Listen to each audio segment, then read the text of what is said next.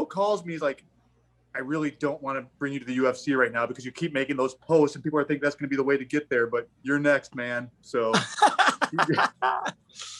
so the other thing I like, so he tells me I'm fighting Keith Wisniewski because Matt Hughes is, I forget who Matt Hughes is supposed to fight.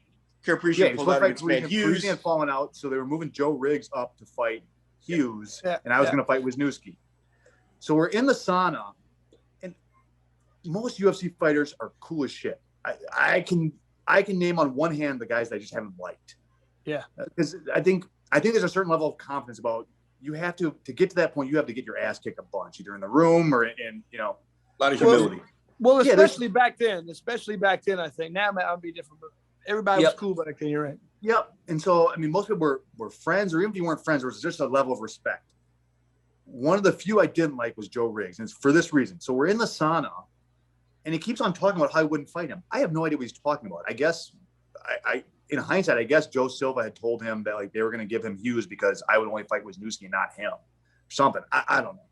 But it was bizarre because he's fighting for the title, which if I'm him, I'm stoked about, right? You're fighting for a UFC title. And the whole time we're in the sauna, when I'm trying to cut weight, and I weigh 220 pounds. Well, cut to a 170 sucks. I'm miserable.